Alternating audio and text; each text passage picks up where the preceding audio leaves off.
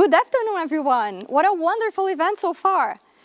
I'm very pleased. My name is Manuella Brito. I'm the co-founder of Climatescape, and I'm extremely excited to introduce you this next session. It's all about hydrogen, a very trendy topic at the moment. For those who are in Paris, you might even have seen that even the Eiffel Tower has been powered recently, this week, by low-carbon hydrogen, which is in itself quite symbolic. On the one hand, about how exciting the topic is. On the other, maybe about the hype or some misconceptions about its use or its real potential for the climate crisis. Today, we emit about 51 gigatons of CO2 equivalent every year. And we might significantly reduce these emissions if we want to achieve the 1.5, ideally, or at least 2 degrees Celsius target of the Paris Agreement. How can hydrogen help us get there? That's what we'll discuss today with some amazing speakers. And I'll start by introducing you to no one less than Bertrand Piccard, who is the founder and chairman of the Solar Impulse Foundation. He also made history traveling around the globe with a balloon, and more recently, with a plane without fuel. That's very exciting, and I invite him to join us for this session.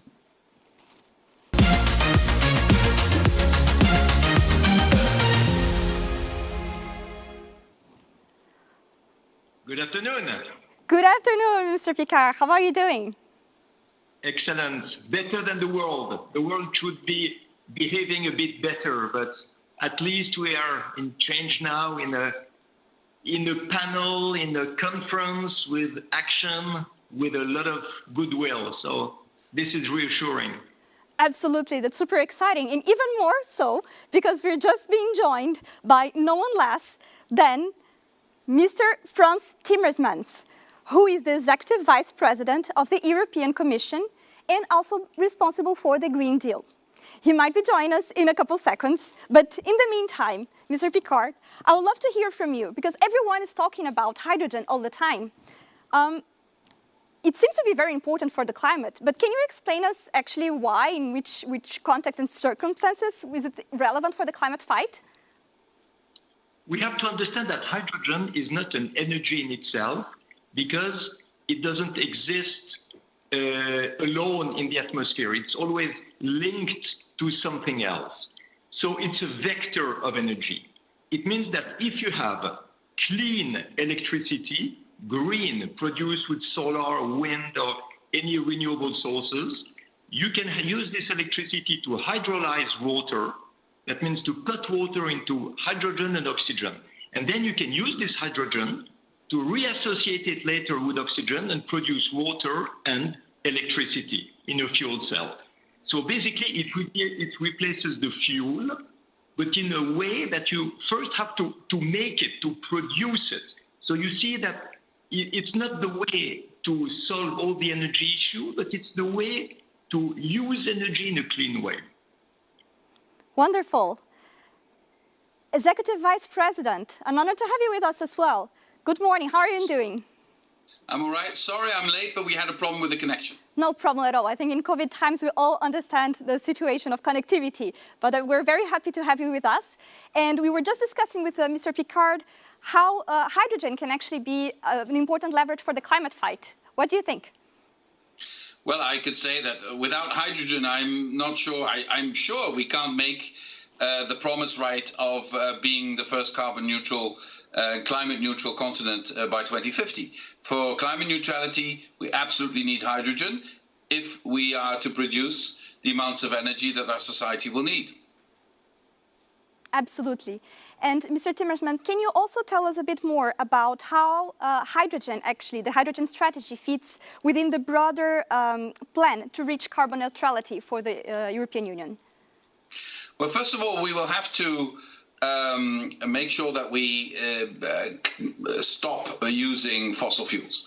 For that, we need to electrify large parts of our economy and society, and some parts can not be electrified, where you need the energy intensity you need. Other restraints mean that you can't use electricity directly, so you need to use another energy source. Hydrogen is that source for difficult to abate sectors. On top of that, hydrogen is also the best way to store energy, because much of the renewable energy we will be generating in the future, offshore wind energy, solar energy, will be generated not in the place where you need it. So you need to transport it. And to transport it, you also need to store it. And hydrogen is a good way of storing that energy, as Mr. Piccard has just explained how you make clean green hydrogen, and it is an ideal sort of storage place for your energy, and then you can take it wherever you need it. And the additional bonus is that in Europe we already have quite an extensive network, a very refined network for natural gas. That network can be adapted also to carry hydrogen and perhaps even ammonia and other gases that are carbon neutral. And that cost of adapting that network is only 25% of the cost of installing a completely new network for renewable energy. Thank you very much. Mr. Piccard, you've watched the development of the sector with the Solar Impulse Foundation. And actually, you mapped thousands of solutions, and you helped assess them. So you definitely understand a lot about the sector. Where do you think today this field is heading? And what are some of the projects or initiatives that you are most excited about? I think what is important to reinforce what Frans Timmermans has said is that Europe with hydrogen has a strategic position. It means that hydrogen has the power not only to fuel a car, but also to bring together all the actors. It can allow Europe to be more energetically independent. It can allow the oil industry to participate, because usually the oil industry is excluded from the transition. But oil companies can produce hydrogen and sell it. So you see that we have a complete constellation that will federate the actors. And of course, as you rightly said, there are a lot of technologies that are now mature to come to everyone.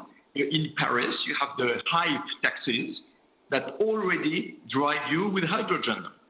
You have in Switzerland a private project that has put together the supermarkets, the fuel stations, Hyundai, a truck manufacturer in Korea, and a production of hydrogen with hydroelectricity. And it works. And what is incredible is that it works with no subsidies. It's a private, profitable situation. So can you imagine all the power for the economy, for the finance, of all these projects that can be multiplied absolutely everywhere? That sounds super exciting. Would you have one or two more examples of those amazing things going around? I would love to hear those. But something that I also want to learn more, because you mentioned a couple of players that are involved within this transition, right? And I wonder who would be potentially the winners and the losers within this transition for the green or low carbon hydrogen economy. Can we think of, for instance, the fossil fuel companies or the gas suppliers and others? How do you see that space? You know, currently, it's mainly companies like Air Liquide who is producing hydrogen. But the hydrogen needs to be far more clean than what we do today. So it will involve, of course, all the producers of renewable energy, clean energy. But it can involve also companies like Engie, who is going into hydrogen. It will involve Total and the oil companies. So you see, there was a lot of companies excluded before from the energy transition that will find an interest to come into hydrogen. And I would say this is the miracle that hydrogen can do, is that it makes winners and no losers. And on the political level, it's exactly the same. On the political level, it gives opportunity for the industry. It gives opportunities for country, like Mr. Timmermans said, to store energy into hydrogen. You can fuel cars, you can fuel the industry. You know, for steel industry, you need a lot of heat. And hydrogen is a way to produce far more heat than coal. So you have a lot of advantage, but you need, of course, to allow this industry to happen. It needs to grow. Now it's a small industry with some individual examples, and the power of the Green Deal of the European Commission is to push this industry everywhere in Europe. And that will give us an advantage, because Europe has lost the war of the batteries, which Asia has won. But here in Europe, we can win the war of hydrogen. Thank you, Mr. Piccard. I would love to hear Mr. Timmermans as well about this topic. Like, who do you think would be winners and losers about that around the hydrogen economy? Well, if you lose, it's a self-inflicted wound. If you lose, it's because you don't adapt, you don't invest, you don't see the times changing, and you don't adapt to that. But if you adapt, if you invest in the right way, even those who are now considered as those who will lose, the big oil companies, they could be winners in this, because their assets now are based on pumping oil and gas out of the ground. But their added value is very often in logistics, in infrastructure, in distribution. Well, with hydrogen, they can play that role to the full. So it also is a new role for them. And I would argue that, nobody needs to lose here. The only ones who are going to lose are the ones who are going to sit still and hope that the world doesn't change. Then you lose. But for the rest, I think there's opportunities for everyone here. And Europe leads in this, yes, but Europe also leads in offshore wind, for instance. Europe is back also on solar, and the incredible innovations happening in solar and in offshore wind. And the price of renewables is going down so quickly that the extra cost of producing hydrogen, because hydrogen doesn't exist naturally, you have to produce it, that cost is going down as well. So it's becoming more and more attractive. But we need to create the right conditions. We need to build the electrolyzers. We will. Our plans at the European Commission is to build 40 gigawatts of green hydrogen electrolyzer capability by 2030. We can double that, megawatts, obviously. We can double that if we do the same with our neighborhood in the East and North Africa. And that was seen as overly ambitious a year ago. Now, in the commercial sector, they're already going beyond those volumes. So things are happening very, very quickly. And just as Mr. Piccard was saying earlier, just imagine that you can produce steel, green steel, because you make it with hydrogen. That's a revolution in industry. Wonderful. It seems indeed super exciting, and there is definitely an ambitious vision forward, right, for a more like a greener economy. Something I wonder, let's say, Mr. Piccard, should you have 100 billion euros to spend to catalyze this hydrogen economy, how would you spend it? I would not spend it, I would invest it. Well said. And it's very, very different, because when you spend money to protect the environment, maybe you have a result on the environment, but you have lost the money. The money doesn't exist anymore. But now what we see with the new technologies is that you can invest this money that will create jobs, that will make profit, and at the end, you get more money back and the environment goes better. And where would I invest it? I would invest it in all the companies that are producing hydrogen with electrolyzers. I would invest in solar energy and wind energy, because it's the cheapest energy available today to produce this hydrogen.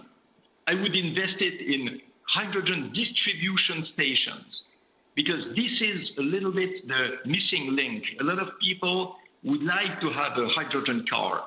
And you have already companies who have hydrogen cars, like Hyundai, like Toyota, and several others. But if you have no fuel stations, you cannot refill them. So basically, investing in these distribution stations will speed up the use of hydrogen. And then there's another comment I would like to do, because it's not enough to invest in something to make it grow. You also have to reduce the barriers, the obstacles, politically speaking and economically speaking, that prevent this development. And one of these obstacles is the fact that fossil fuels, the dirty fuels, are subsidized in the world 10 times more than the renewable energy. This introduces a complete distortion of competitivity. If the fossil energies were including in their cost the price of the externalities, it would already be much more expensive than hydrogen. So we see why we need the political vision, like Mr. Timmermans has, this political vision for Europe that will help the investments to be more successful. That's wonderful, Mr. Piccard. Thank you for that. And then following on with Mr. Timmermans, because we know that the European Union do have significant resources that it can invest, indeed, in the hydrogen economy. Can you tell us a bit more about your plans to deploy this capital to accelerate the solutions? Well, you know that member states are increasingly also enthusiastic and committing funds to this. But following up on what Mr. Piccard said, the most important thing is that we create the conditions so that the private sector, that companies can invest in this. And that's what we're doing with the green taxonomy, which is to say which investments are green. You stimulate the financial sector to do the right investments. We're showing where we want to end up in changing energy taxation, because it's even worse than what Mr. Piccard was saying. Also, if you look at the taxation systems, we're taxing electricity more than we're taxing fossil fuels. You know, there's so many things we still need to change, and of course we can. The research programs we have, the investments programs, now with the recovery plans, they can all go into this direction. But the real difference will be made when the private industry, when the economy at large understands that you know, hydrogen is one of the most important energy carriers of the future. Then investment flows will start in earnest. And that's what we're trying to stimulate. For that, we also need a transition. We need to accept levels of what we call blue hydrogen, which is decarbonated hydrogen, to be part of that, so that we create enough volumes for this to pick up. But you know, with all the investments we make from the public sector, the most important thing is that we create the right conditions so that the private sector can start investing. Then we're talking really about substantial amounts, and we're talking about a true energy transition.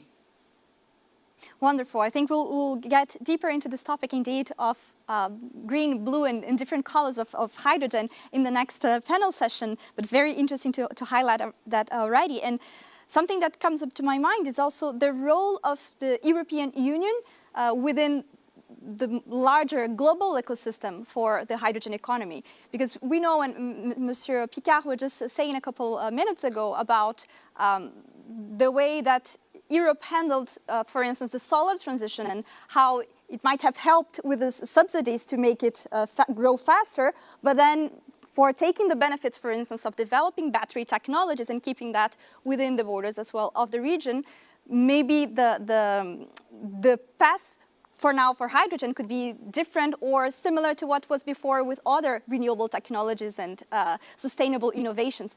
So what is the role that Europe can now play within this transition?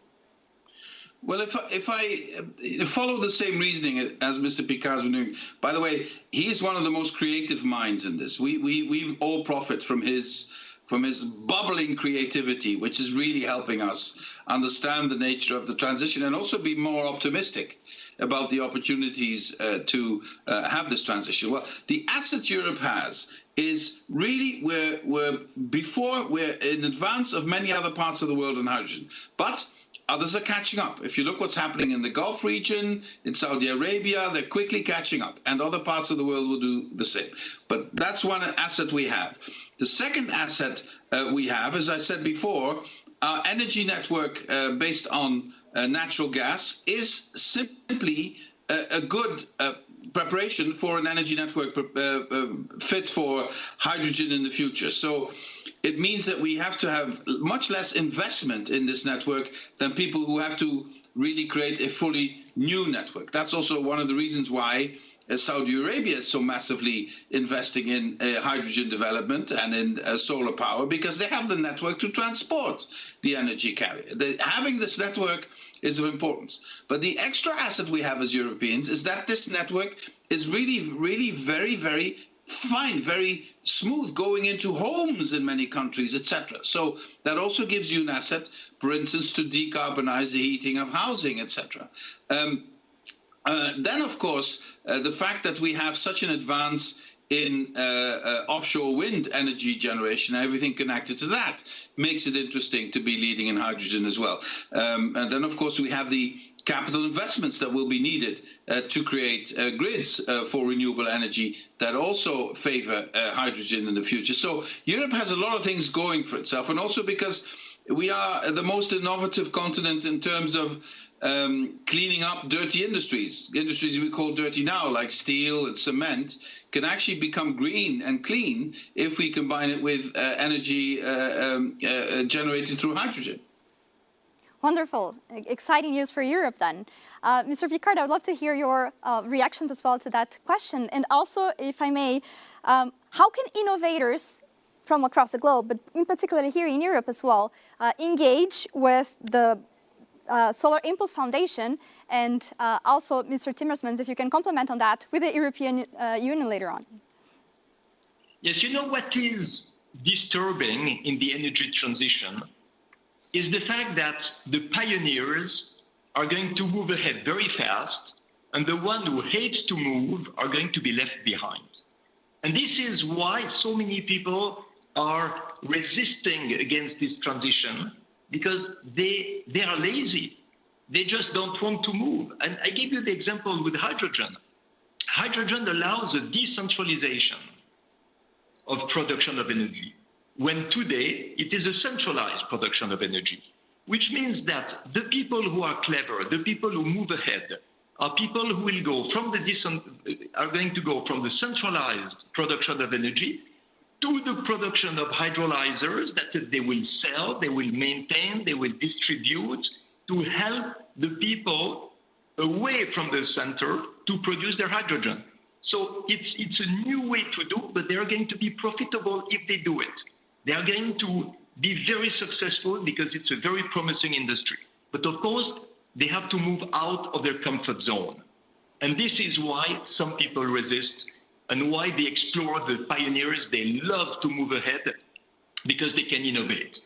And what we do with the Solar Impulse Foundation, because you were kind enough to ask me, the Solar Impulse Foundation has identified more than 1,150 innovators, pioneers, genius companies who are now producing the solutions that the world needs to protect the environment and at the same time to create jobs and to make profits. So it's a reconciliation of the economy and the ecology. And this is what I wanted to prove. And now that all these solutions have been proven, labeled, identified, they are ready to be used. And my role is to help all the governments, to help the European Commission, to help the corporations to have access to what they need. Basically, you can put all the 1,150 solutions on top of the needs of Europe, and you just retain the one that match with the needs of the Green Deal. So Mr. Timmermans has all the solutions he needs for Europe. Another country will get all the solutions for it, because another country will have other needs. So we are out of the moment, finally out of the moment in time where we speak only of problems. We can speak of solutions, profitable solutions, and this is, I believe, what can give hope. Wonderful. Mr. Timmermans. What is important is to understand, as Mr. Piccard does, that there's not one solution to our problem. Hydrogen is not the silver bullet that will solve all our problems. We need the collective creativity of everyone who thinks in terms of solutions. We need to use every technology we have at our disposal and still need to develop to reach climate neutrality by 2050. Hydrogen is an important part of that, and also a part we cannot do without. But we also need to invest in better generation of renewable energy through wind and solar and other technologies. We need also to increase nature-based solutions so that our natural environment is better equipped to absorb CO2. We also need to make sure that we apply other technologies in transport, in developing of new industries, in creating a circular economy. This is a very complex transition. It is probably the most complex transition humanity has ever gone through, because we need to do it on a planetary scale in a very short period of time under incredible pressure. But it can be done. And it's the creativity of people like Mr. Piccard that will help us get there. That was wonderful. There is a master word. There's a master word to keep in mind for everyone listening to us. It's the word efficiency. Up to now, our world has been polluting the planet because we are wasting 75% of the energy that is produced, half of the food, half of the natural resources, even 95% of the waste are wasted because we don't understand that they can be used in circular economy as a resource. So each technology that allows us to be more efficient is a technology that will help us to move in the future, to be more profitable, to be cleaner, and to be successful. Mr. Timmermans, Mr. Piccard, thank you so much for this panel. And with that, we'll close and go to the next session. Many thanks. Thank you to you, and bye-bye, Mr. Timmermans. See you soon. Have a wonderful Bye-bye. afternoon. Thank you. Bye-bye.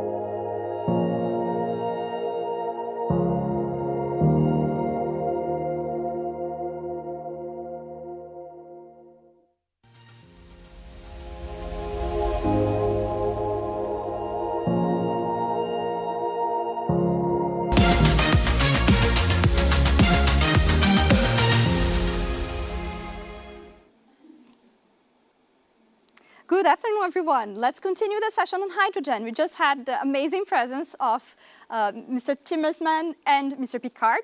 And now I want to introduce you three amazing speakers that will join us for the continuity of the session. We'll have Christelle Rouillé, who is the CEO of Hynamics, hydrogen subsidiary of EDF. We have Luc Bodineau, who is Hydrogen Program Manager at ADEME. And we have Matthieu Guesné, who is the founder and director of Lhyfe. Hello, Manuella. Hello. Hello, Manuella. Good afternoon, the three of you. Thank you. Thank you for joining us. I'd like to start with Christelle and Matthieu. If you both, we just had a session which kind of covered the overview of, the policy and globally speaking, how we should think about hydrogen. And I wanted to become now a little bit more concrete or tangible in terms of the technologies that are being developed. And I would like you both, since you are working with from the business perspective, to tell us what exactly is your current work with hydrogen and what is actually it's being used for. Thank you, Manuela. Maybe I will start. Thank you to give me this opportunity to speak about hydrogen. Yes, Manuela, according to a McKinsey report published by Hydrogen Council, hydrogen could account for 20% of the world final demand, energy demand by 2050. But today, 95% of hydrogen is produced from fossil fuels via steam methane reformer, which is very emittive, CO2 emittive, because with 1 kilogram of hydrogen produced is 10 kilogram of CO2 emit. And to meet this expected demand, Hynamics, which is a 100% ADF subsidiary, opt for water electrolyzers to produce its hydrogen, a technology that does not emit CO2 as long, for instance, as the electricity use itself comes from low carbon production methods. Electrolyzers is a major and proven technology. How does it work? In the electrolyzers, 2 electrodes separated by a membrane are immersed in water, and when the electric current flows through the water, the hydrogen, the H2O molecules break down, and bubbles of oxygen are formed on the one electrode and bubbles of hydrogen on the other. And this process does not emit CO2. That's why also EDF invests in McPhy, which is a European leader in electrolyzers manufacturing. And to achieve our energy transition of carbon neutrality goals, we address with this technology 2 of the most polluting sectors. The first one is hard to abate industries are, for instance, refinery, chemical industry, steel industry, but also, moreover, hydrogen combined with capture CO2 from emitting sites as, for instance, cement plants, can be used to make synthetic fuel that can meet the needs of heavy mobility, such as long-haul shipping. We are developing several projects. Coming back to your second part of question, Manuela, we are developing several projects of this kind, notably in Germany, in Heide, where we will build and operate 30 megawatt electrolyzers powered by wind farms in the North Sea, and in France also, in Isère, where a similar 300 megawatt project is being developed. Wonderful. And maybe the second sector we address is mobility, because hydrogen is particularly suitable for heavy transport, a long-distance journey, and intensive use. And that's why we are also developing different ecosystems in France, in the different region. For instance, we have many projects in Auxerre, Belfort, Nice, Montpellier, and so on. So it's quite exciting to develop that kind of projects. Thank you so much for explaining both how hydrogen technology and electrolyzing actually work, as well as what it's useful for. So we can think of industry hard-to-abate sectors, transportation. Matthieu, can you also complement what you are working on with the low-carbon hydrogen today, and what is it being used for?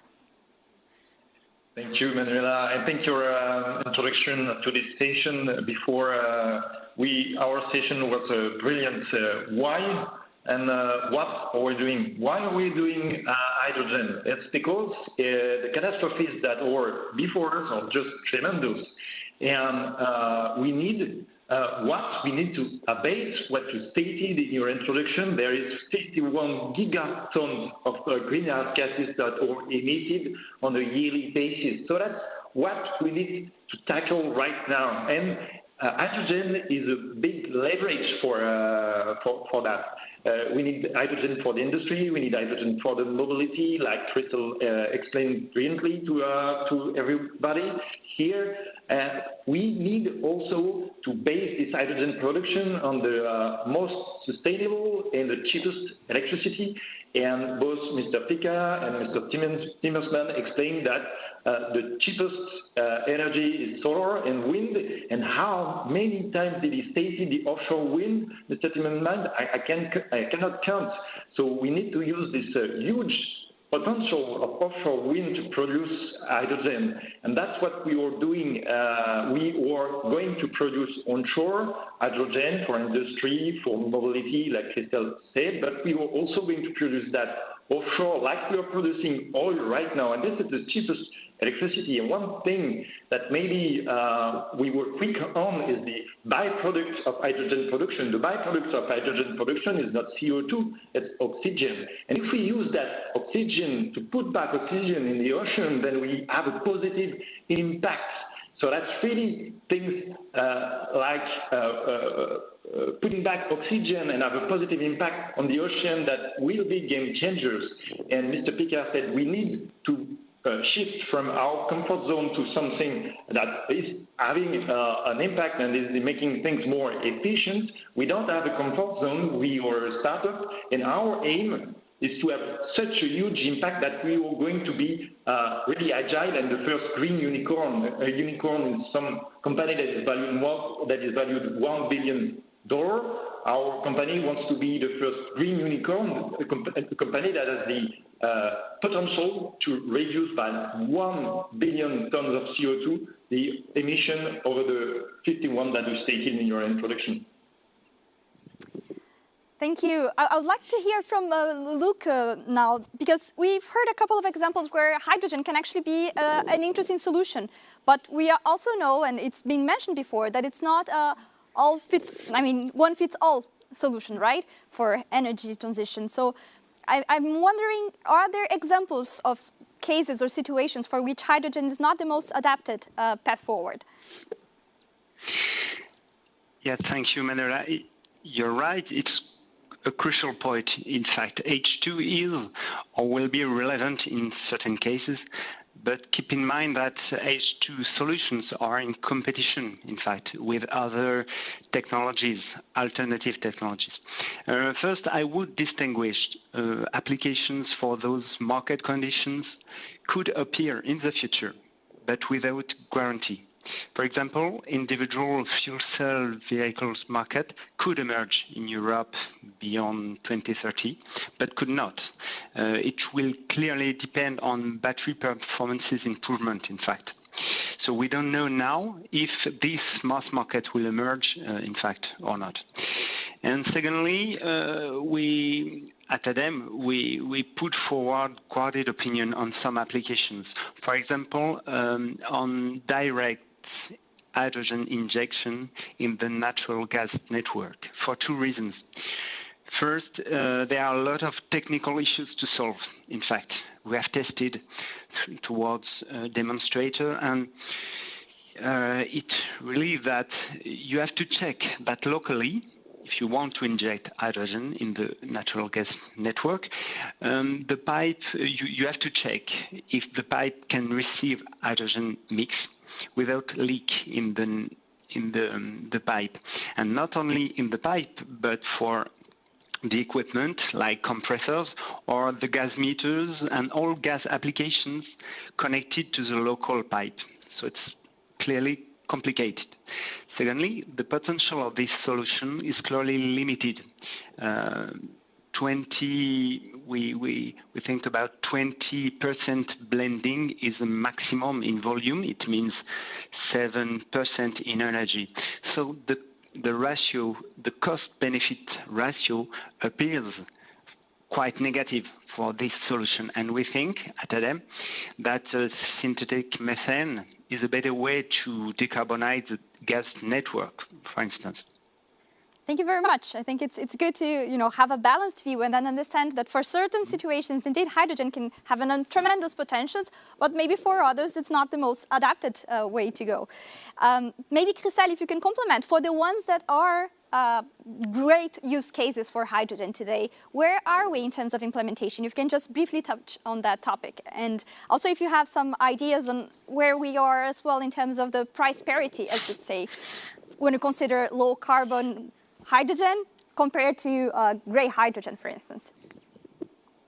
Yeah, you're right, Manuela. Hydrogen obtained by electrolyzers is currently 2 to 4 times more expensive than hydrogen obtained by methane reforming. However, many reports, and we are also convinced about that, shows that the production and distribution cost of decarbonized hydrogen, low carbon and renewable hydrogen, as well as the manufacturing cost of equipment and component will fall by about 50% between now to 2030. That will make clean hydrogen competitive with other low carbon alternative and even with fossil energy sources. And as Matthieu said, one of a key point is also electricity sourcing coming from renewable energy. So according to this kind of study, this drop in cost will be linked also to the massification of projects, uses and therefore production as at an industrial scale. And this analysis will only become a reality also if we can count on a strong political ambition and financial support from institutional players or public entities. And that's also why the French government presented its national strategy for the development of low carbon and renewable hydrogen in France, with a funding for up to 72 billion by 2030 to this national economy recovery plan. So it's very important to have also to say that to develop this market, which is an emerging market, to have this kind of public support to develop. And it's very important to create an hydrogen industry of excellence without a CO2 emission. And all actors, as we are, notably around stable, to energy companies, transport and mobility industrial, hydrogen consuming industries and so on, must join forces and work to build a vast and dynamic ecosystem. And that's the way that the French National Hydrogen Council also is doing. So it's very important to connect our forces in order to get this market, this emerging market, more competitive than it is today. Wonderful, Christelle. I also believe a lot in collaboration. I'd love to hear from Matthieu. Maybe do you want to complement a bit that question? And how do you see today the price parity and the implementation at large scale of hydrogen solutions? Yes, well, we have also large-scale projects like the one we have announced in Denmark, where we are going to put more than 1 megawatt of electrolyzers, and we have customers for this hydrogen. So it means that with limited subsidies, because it's 1/10 of the project, the subsidies, we have achieved already to be in the money where the renewables are cheap. We have customers, and we are doing that right now. The project is starting right now. It will be installed beginning of next year for the first phases, and it will be completed within 2 years. So within 2 years, we have big projects that are in the money already. And we based our sustainable hydrogen, ecological hydrogen, our hydrogen that we produce at Lhyfe on renewable energy. And this is going to be cheaper and cheaper, and like Mr. Piccard said and Mr. Timmermans, globally fossil fuel are currently more subsidized and with less taxes than electricity and renewables. So it means that we are competing with something that will be more and more taxed, that will be rarer and rarer, and that will be against something that will be cheaper and cheaper, and we are going to shift from subsidies to fossil fuel to renewables. We need electricity for our transition. We need direct electricity. We need indirect electricity through hydrogen, and this is going to be cheaper and cheaper against something that is going more and more expensive and rarer and rarer. Yes. Luc, I've been thinking as well about this differentiation between the different colors of hydrogen, right? Like it's almost a rainbow. We've talked about gray hydrogen, blue hydrogen, purple, turquoise. And I wonder, because it kind of leads some people to reflect as well, and some stakeholders think differently about the role of certain technologies like carbon capture or nuclear. Do you think that it's relevant and that we should be focusing on specifically green hydrogen or one or the other, or should we speak more broadly about low carbon hydrogen? It's a complex question, but clearly we think that we need two kinds of instruments to help the development of hydrogen in the energy transition context. First, we need a global common European regulation that set the maximum carbon content for hydrogen production or importation in Europe. And it's very important, importation too. And that, on that base, each member state can decide to support this way to produce or this way to import. But we have to have a common regulation on carbon content. And we could accept carbon capture, renewable, nuclear mix, different solution. And secondly, we need transparent market tools. It's very important to inform the consumers of what they purchase and what they consume, in fact. And I think guarantee of origin mechanism and products certification are typically fit or adapted tools for that. But transparency is very important for consumers in order to make citizens very well confident with hydrogen. Fantastic. So transparency would be the word of the panel. We had efficiency before, and now we're talking about transparency, which is indeed very important when we're thinking about the energy mix. Something that I would like maybe to close with is that if we can change one policy today, what would you like to change? Just to close the panel.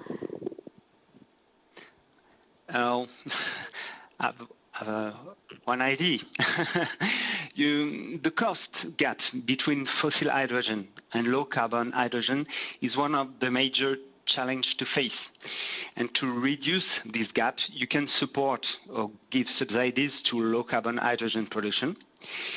But you can also, in the same time, tax more the fossil hydrogen.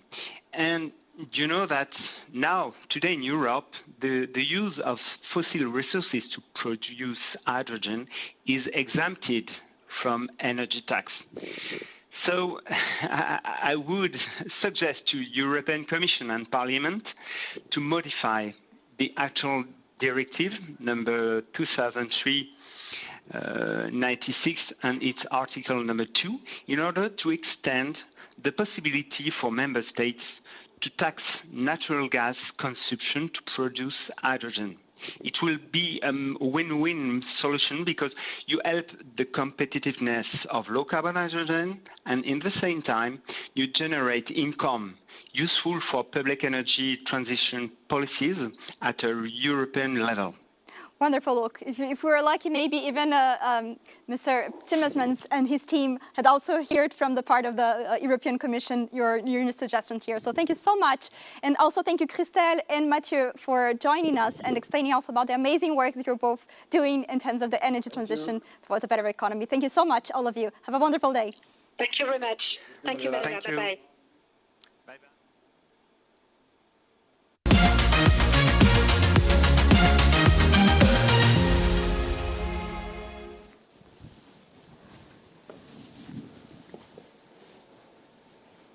Good afternoon. So I have the pleasure to now host, physically here with us from the studio, Johannes Trüby, who is the director in the economy advisory practice of Deloitte, France. He's also responsible for the economic analysis and holds a PhD in energy modeling. Welcome. Hello, Manuella. Pleasure to be here. Wonderful. It's wonderful to have you with us.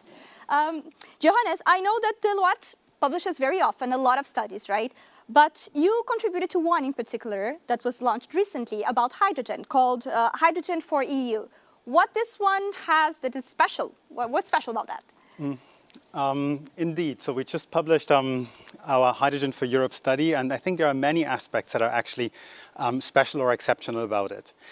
Maybe the first one I'd like to point out is the importance of the topic it addresses, because that study charts pathways to net zero emissions by 2050 in the European Union. So what a topic of bigger importance can you have? And then I think it's about the strong alliance that is behind this.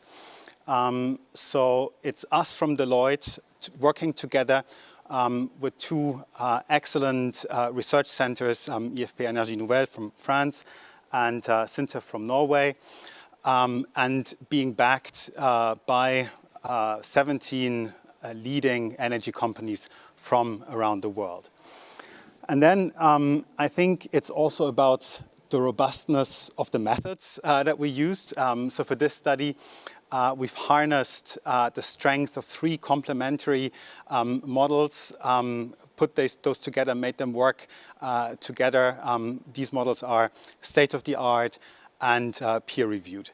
And then I think another aspect that is quite important is the sheer amount of effort that's flown into this. So we've had about, I'd say, 20 people working on this for 14 months, with a lot of primary data research having happened and consultation with, I think, over 50 stakeholders from industry, from policymaking, but also from the civil society and from academia. And maybe as a last point, it's really the depth of the results that make this special. Looking at all sectors, all energy consuming sectors in all European countries. And what I hope is that the guidance this will provide to policymaking and industry will also be special. That's wonderful and very exciting. We had the chance just before this panel to actually hear from both policymakers and people who are involved in really thinking broadly with an overview perspective of the hydrogen economy and opportunities. Then we've heard from the industry as well and how things are advancing on that sector in terms of price parity, in terms of subventions that are available for them. I know that in this study that you published, you also created a roadmap that kind of brings a convergence between those two viewpoints. Can you tell us a bit more about the roadmap that you explored? Yeah, I think, first of all, we really need to acknowledge that getting to climate neutrality by 2050 is a formidable challenge. If we look at the CO2 emissions in the European Union, like over the last 30 years, since 1990, the CO2 emissions have decreased by around a quarter. That's already quite good, but they need to go to net zero in the next 30 years. So that's really a big challenge. And here, and many of the other speakers have already mentioned it, hydrogen can contribute together with other technologies, be it energy efficiency, be it electrification, renewable energies, of course, can contribute with these together to the decarbonization. And this is something that is really at the heart of our study. And in our study, we look at 2 different pathways that both look at achieving net zero emissions. They also include the -55 goal for 2030, a reduction of in CO2 emissions of 55%.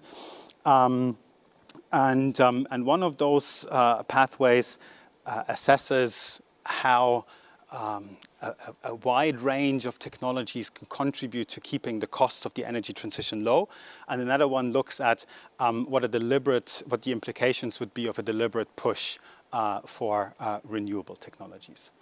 Now, what we find is, in terms of the roadmap, that by 2030, hydrogen demand in the EU could already exceed 30 million tons. If you recall, Mr. Timmermans, I think he mentioned 10 million tons, so 3 times higher than the expectations of the Commission. And then if we go out to 2050, hydrogen demand could already exceed 100 million tons. Now, if we look at the hydrogen users, one thing that our study clearly confirms is that the hard-to-abate sectors, be that the transport sector or the industry sector, is really at the forefront of the hydrogen consumption.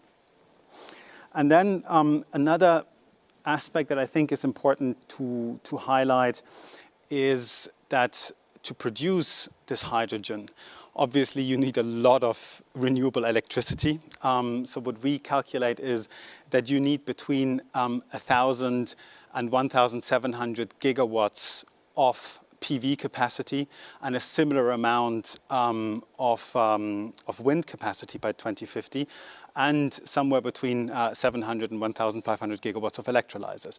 Now, just to put this a little bit in perspective, I think today in the European Union, we've got 120 gigawatts of PV installed and 170 gigawatts of wind. So this highlights... We need a lot more. We need a lot more. But I think what is also important is that what we're seeing is it's not just about renewable hydrogen. That's very important, but we also see hydrogen from natural gas, so-called blue hydrogen or low carbon hydrogen, contributing between 1/3 and 50% to the hydrogen supply. And that really depends on the pathway. But obviously, Manuella, it's not just going to fall from the sky. It requires investments. And here we calculate investment needs of between 3.1 trillion and 5.5 trillion. Wow, that's a lot. It's a lot. And it's not just about the money, it's also about the time. Because 2050 in energy sector terms might, is very close, but it might look very far away today. But, the energy sector installations have lifetimes of 25 years easily. And from the moment a project appears for the first time on a PowerPoint slide, till it produces first hydrogen, that can easily take 10 years. So I think one of the starkest messages of our roadmap is also there is no time to waste. Fantastic. I think most of the speakers actually brought, key words for the sessions. We had efficiency, we had transparency, and definitely time should be the one here. When we're thinking about energy transition and the role that hydrogen play, some points or highlights that we've heard as well before were some cases for which hydrogen has actually, tremendous potential, and maybe some others for which it might be less relevant. So you just mentioned a bit about hard-to-abate sectors, and Christelle, indeed, just a couple of minutes ago, told us about the use in hydrogen for the industry. We know that hydrogen can actually be used as well in other areas, right? So transportation, even agriculture. Can you tell us a bit more about those different sectors that you studied, and what are the key numbers that you saw, and why hydrogen is relevant there? So I think in the results of our study suggest that about half, or maybe even a little bit more than half, of the hydrogen is actually used in the transport sector. And here the main users are heavy-duty transport, trucks and buses. I think we've got almost 15 million trucks and buses running on hydrogen fuel cells by 2050. But then it's not so much about light-duty vehicles and passenger vehicles, because those can do relatively well with batteries, electric vehicles. We're seeing them everywhere, and we're seeing the charging stations popping up everywhere. So hydrogen is from our perspective, really well placed for the trucks, for the buses, for the big things. But then certainly also for aviation. And there, what we find is that it's especially synthetic fuels. So these are fuels similar to what we use today, but they're artificially put together from hydrogen and CO2 to produce synthetic fuels. And those are very well placed for the aviation sector. And then in shipping, you can also think about ammonia or methanol. Okay, super interesting. And well, I think Luc mentioned that as well in the previous panel about sectors for which hydrogen might not be that adapted. So we didn't get into much of details. We have a short session here, but can you give one or two examples as well that maybe are not that relevant? I would assume, for instance, heating. It's not, something for which hydrogen would be the best use case. Which one? Say it again. Heating. Heating. Possibly. I mean, I think whether hydrogen is well placed or not always depends on how many competitors it has. And what we've done is we've done an economic analysis, and what we found is that, for example, for heating in buildings, there are many viable alternatives. As such, we're seeing a little less sort of penetration of hydrogen. But then you can also think about hybrid solutions, for example, where you have a heat pump that sort of does the bulk of your heating in your apartment, and then when you've got that, like very cold winter evening, you might just switch something on that burns, and that can very well burn on hydrogen, for example. Okay, so indeed for other areas there might be just more efficient or cheaper solutions for current needs, but for some others there's still extreme relevance for hydrogen, and there's also a consideration about the way that we're actually producing this hydrogen. You mentioned in the study something about the diversity of technological approaches, and that's something that was also evoked in the previous panel. Can you just elaborate a bit more on that? Yeah, I think Mr. Timmermans said there is no silver bullet solution, and I would fully agree with this. And I think this is really also another one of the key outcomes of our study, is that technology diversity helps both to keep the costs of the transition in check, but also to mitigate the risks of failure. And perhaps an analogy here is sort of the development of a vaccine in the COVID crisis, where, like governments also didn't, in the beginning, pick one pharmaceutical company and said, you're going to develop this, you're going to be successful, but instead pursued several promising leads, supported those financially, and then some worked out really well, others not so well. And I think that also works from the technology perspective in terms of where will we get, how do we get to climate neutrality in 2050? And then it's always better to sort of rely on a wider range of technologies. And that's fully confirmed by our study. Okay, very interesting. Something that I also wonder is that, the study was so complete, right?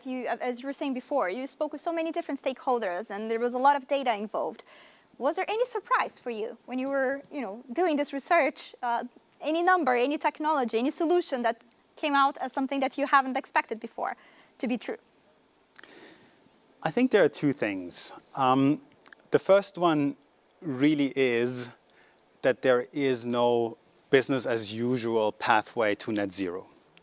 I think this is really something we need to acknowledge. It seems quite obvious. If you look at the challenge, you would find it obvious that there is no business as usual trajectory. But you'd be surprised how many people, like reactions I get from people when I present the study who still believe that their sector is going to be the only one that will continue as it is, whereas all the others will adapt.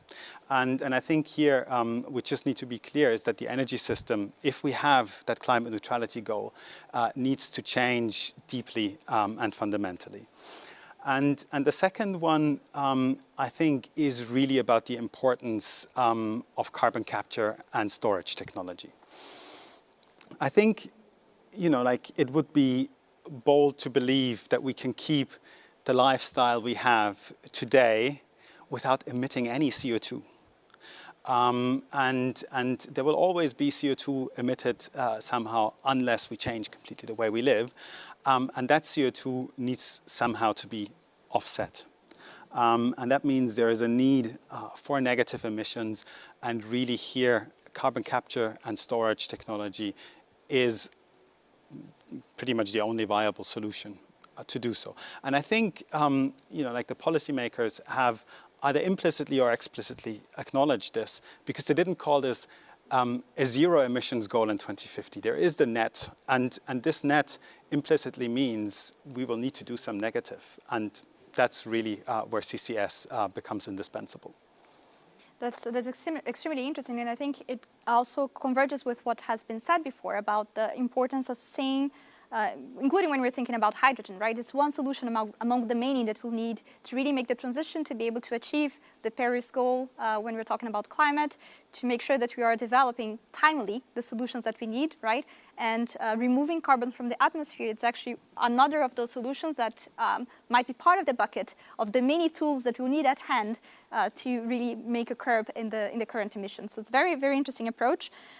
Is there something else about the study that, made you curious, or that you think that people should know about in terms of like the different sectors for hydrogen, the use cases, the potential time frame, because we just mentioned about the timeline for a hydrogen solution to appear. So anything else that you'd like to share with the audience today?